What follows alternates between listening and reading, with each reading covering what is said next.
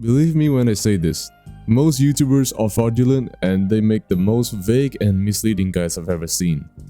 You only need this one single video to build a solid foundation for your skills in the strongest battlegrounds. Ignore people like O or Lord Heaven, they are not willing to help you.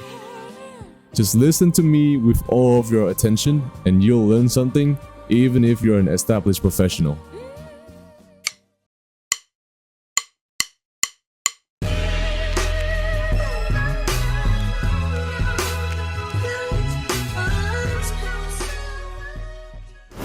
Category 1. Advantages. You will definitely have some certain advantages if your internet and PC perform better than the other person. Try to get as much FPS, aka frames per second, and get the lowest ping possible. You can try out some booster applications like ExitLag or LagoFast for this type of stuff, but this is just optional. Category 2. Mindset. Most people always overlook this part of the game. Your mindset plays a vital role in your performance, and this is one of the power aspects that decide the outcome of an intense fight. So, you might be wondering, which type of mindset should I adopt? The principle that I usually follow is, do not fight when you're frustrated or angry. Take a deep breath, reset your mind, and reach a sense of calm. This is called going with the flow. By allowing yourself to calmly evaluate your combat situations, I can assure you that your performance will be 5 times better than usual. During a state of anger, your nerves will act up, which leads to your actions being reckless and you will make mistakes more often. And in this game, mistakes are deadly. Trust your instincts and always forgive yourself if you make a mistake. Learn from your wrongdoings and prevent it in the future. Category 3.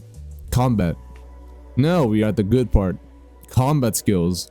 I will be dividing this into 3 subcategories, which are techs and combos, movement, and finally playstyles and mind games. Now, starting off with techs and combos, this is what most guides only include. And I'm pretty sure you already have a clear idea of what this is, so I'll keep this section short and brief. I'll be narrating various techs and combos and demonstrating them at the same time. Now, must know techs and combos for Garo and Saitama. Shove M1.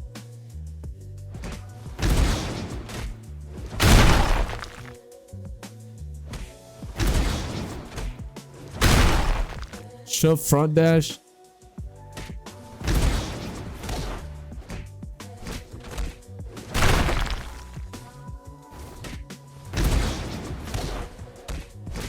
Uppercut catch.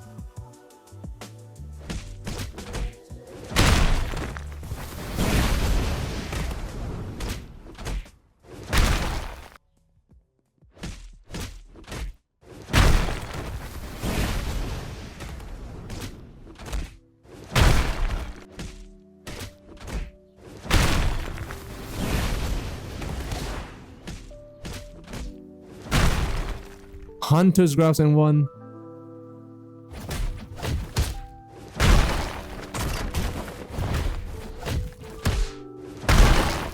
Hunter's grabs front dash.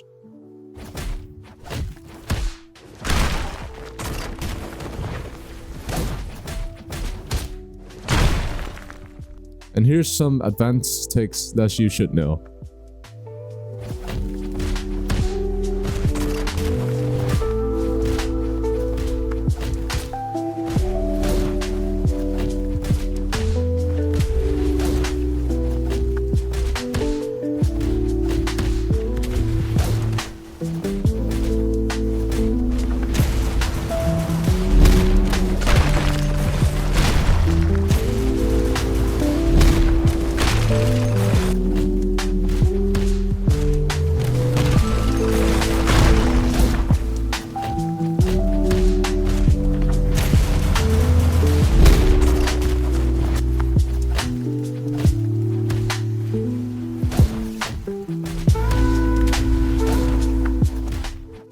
Since we're done with the first subcategory, let's move on to movement.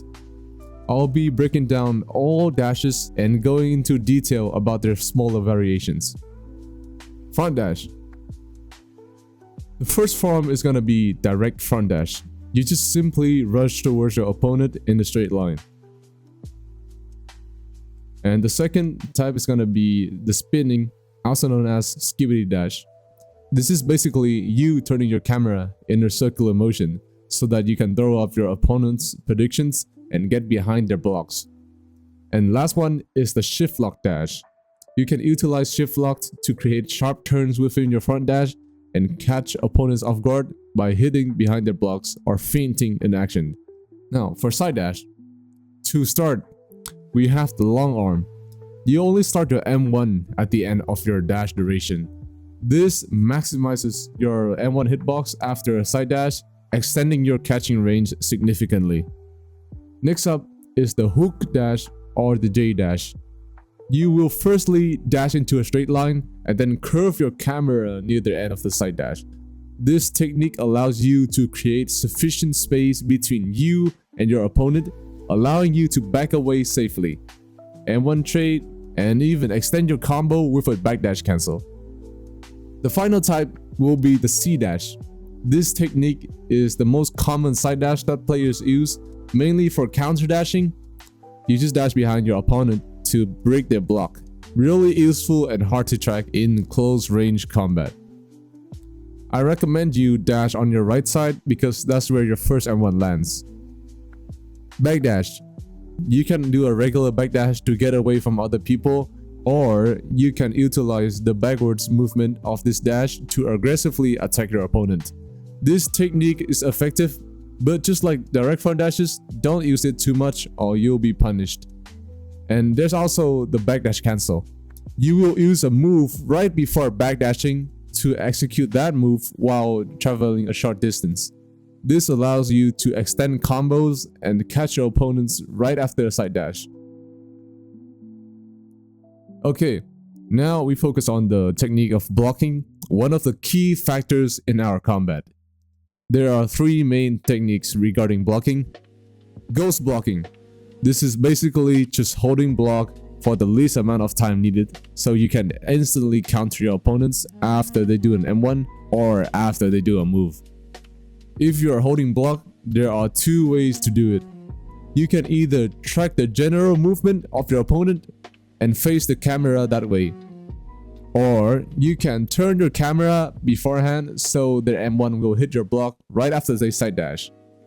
This is called block prediction.